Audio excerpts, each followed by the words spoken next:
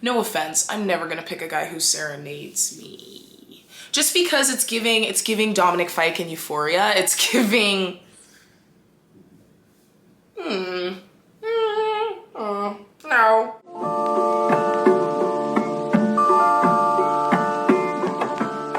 Hello, beautiful people, and welcome back to my channel. Today we are talking about Love is Blind. I just finished watching the reunion, which was the best episode in my opinion, but Love is Blind is a really good kind of microcosm for a lot of different things in society and a lot of different archetypes of people. So let's get into it. I would say the wildest character this season was Shake. Wildest in the sense of he's not ready to really be a human being, let alone a husband. Especially at the reunion, you really see like how unhinged he is for thinking that anybody gives a fuck what he has to say. First of all, in order for somebody to care about your opinion, your unsolicited opinion on their relationship, they would have to respect you, buddy. They would have to respect you, the guy who got left at the altar and then said, yeah, it's a party, let's turn up. Turn up, everybody. You look crazy. And I mean, this show, I personally feel like maybe shows like this, or reality television in general, does attract like a narcissistic type.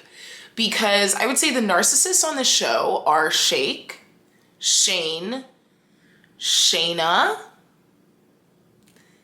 Mallory. I'm not sure if Mallory is a narcissist or just a pick-me girl. Like, Mallory bothered me so much because when she first came on screen, I thought I was gonna like her. And then when I first started to realize I really, really didn't like her was when she said, I'm a guy's girl to Jarrett during that very inappropriate conversation with Jarrett, who is a fiance, and so were you, Mallory. So are you, Miss Mal. And she's saying, you know, I'm a guy's girl. I like to watch sports. But unfortunately, those guys who want to take me to games never make me a priority. Boo-hoo. First of all, you're not getting picked because you just told me. You just told me that you're not getting picked by those guys. So why are you being a pick-me? You're not getting picked. What's the point? What's the point? I'm a guy's girl. First of all, girls can watch sports. Girls can even play sports. You could find a friend who was a woman to go watch games with. Like, it was just very, cringe. And what's worse is that Jarrett liked it. Did you see his face? His face lit up. His face lit up when she said, I'm a guy's girl. He was like, yeah, you know, and you don't like that ring. You wanted a gold ring. About Jarrett, though, I don't hate him. I know I'm toxic. I know I'm toxic. My thing with Jarrett is, have you seen him? That's my thing with Jarrett. So I recognize that there is a fault within my soul because I am nowhere near as mad as Jarrett as I am with everybody else who did some fuck shit.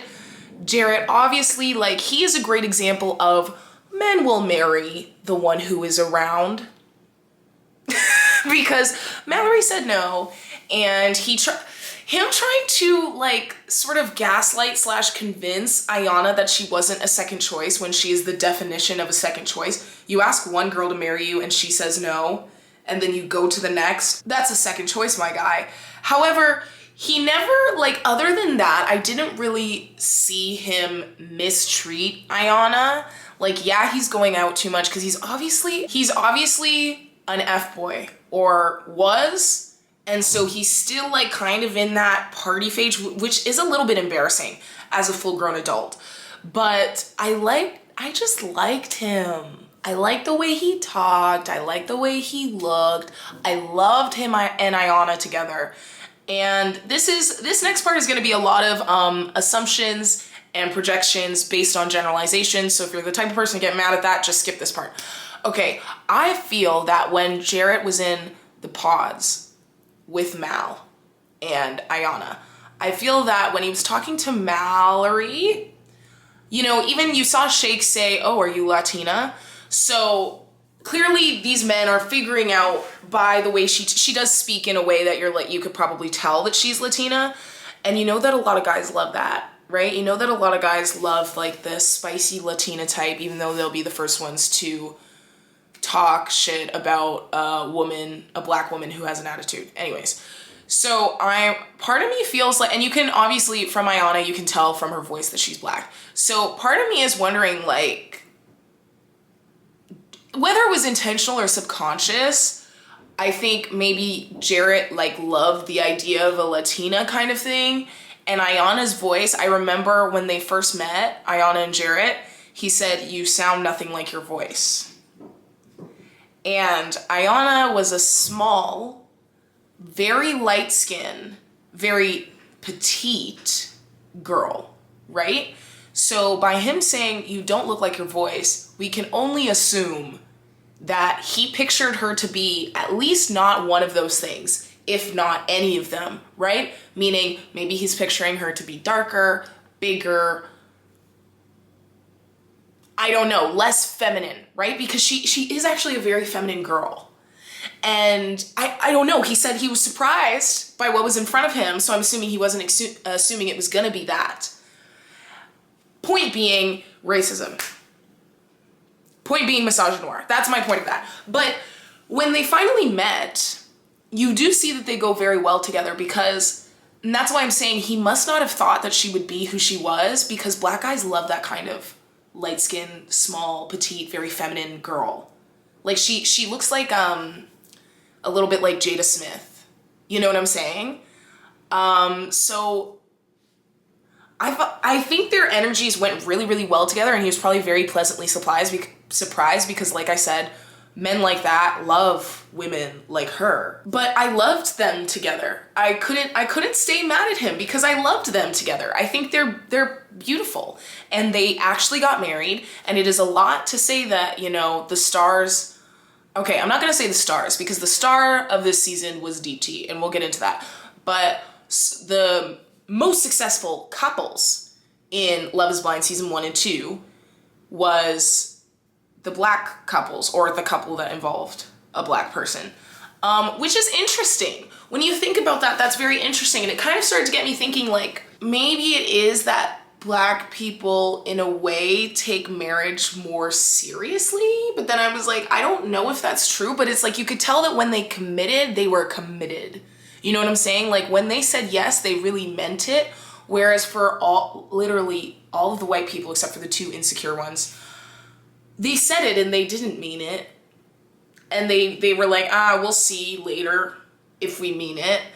And also during the reunion, it was just very pleasant for me to watch like the black couple sitting like kings and queens and looking absolutely stunning, while the white people were just being messy and bickering with each other. And then Shake giving his unsolicited opinion on everybody's situation every 5 minutes, as if anybody asked. As if anybody cares about him. He's the most embarrassing part of this show. And what he did to Deepti, disgusting. And Deepti is obviously the star of the show. Because Deepti chose herself.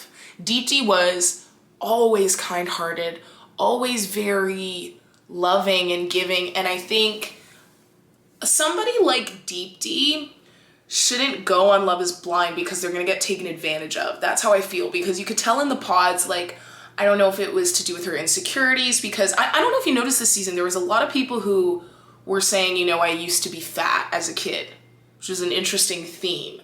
But for Deepti, like, if she had that past and still has those insecurities, and she's talking to someone like Shake, who's like, you know, my litmus test of if a girl is skinny enough is if I can put her on my shoulders at a festival. And she kept talking to him. And I don't know if part of the reason why she kept talking to him was because they share the same culture and their families would, you know, work well together, all of that kind of thing. Or just because she felt like that was the best she could get, which is really sad, right? But I do feel like Deepti, as well as the insecure couples, what are their names? I never remember their names. I think one of them is Sam. The girl she was a little nuts, to be honest. And she was like watching him at the outdoor party from her hotel room. That couple, they both clearly think that each other is the best that they can get. And that's fine. I think they're going to work out at least for a while, at least as much as they can, because they seem to be in the same boat of like very cynical and very insecure. And I think that's a match if there ever was one. but deep felt like it was the best she could get, in a sense that I really don't believe is the best she could get, because she's stunning. First of all, she's stunning. She's so well spoken. She's so kind, and she's amazing. She's amazing, and I think she just put up with Shake because she felt like that was the best she could get. And, you know, there's already been interviews of like BuzzFeed interviewing her about like how she felt having to see Shake tell every single guy and every single person he ever met that he's not attracted to her, even though he was completely all over her the whole time. It made no sense. His behavior is just a reflection of himself, obviously. He hates himself. He can't accept himself. He's nuts. The fact that he's a vet makes me angry. He shouldn't be taking care of anyone. He should not be looked to take care of literally anyone. I hope the clinic fires him after seeing his unhinged behavior. How can you let someone like that take care of animals, take care of bugs, take care of a Barbie doll? Like, he should not have anything under his roof, under his responsibility. That man is a child. Shayna, Shane, Natalie. Shayna's a narcissist. Okay, first of all, hold on. I need to talk about that little conversation between her and Kyle about God. What the heck? Making things the end of the world when both of their ideas could have gone together. It does not need to be one or the other. There can be God and the Big Bang. They were both so small-minded, and I was waiting for them to see how they actually went very well together, because they're both very small-minded in their own ways. Anyways, Shane and Shayna, I think, would have gone well together. Because two narcissists should go together, and they should stay together far away from society, and they should not procreate, because that child will be traumatized by their parents. But I think Shane and Shayna would have gone well together. I think Natalie and Shane was kind of a strange pairing. To me, it felt very forced. It felt like it was never gonna work. Shane is very clearly very insecure, and Natalie was not the type to compliment. And it's not that she was necessarily doing anything wrong. I don't know if she was kind of like holding back her compliments, but Shane was very insecure and genuinely thought that like she didn't find him attractive. And I don't know, but he's very little boy, because I don't know what happened in their crazy argument before they were supposed to get married, but the fact that he ended up saying, you know, like, I hate you, you're like the worst thing that's ever happened to me, comes from a very hurt little boy place, right? Powerful men don't say shit like that to anyone, let alone women that they're seeing. But Shane and Shayna, well, the thing is though, Shayna probably couldn't have give him what he wanted either, because the reason he liked Natalie in the first place was because she was so clear about her intentions.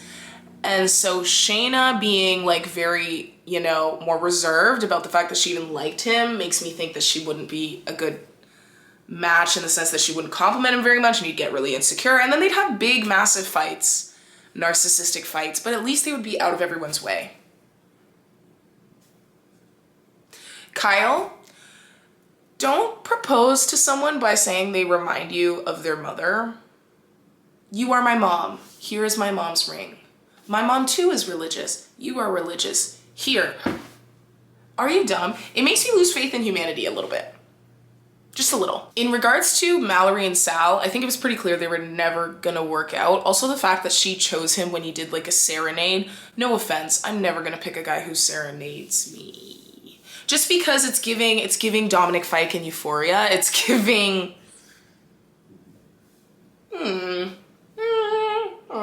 no. Thanks though. Think it's sweet, but no. It's a red flag, if I've ever seen one. I can't even explain it to you exactly why, but it just is. But the thing is, other than that, Sal didn't do anything wrong. He just wasn't doing it for me, or clearly for Mallory.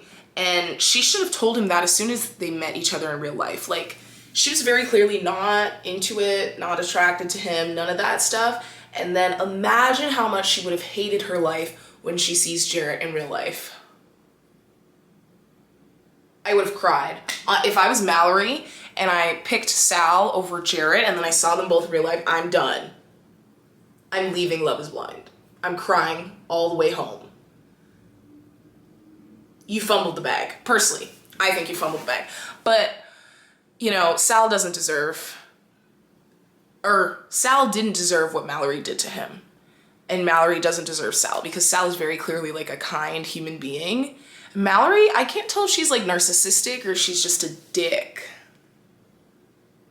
But she is a dick.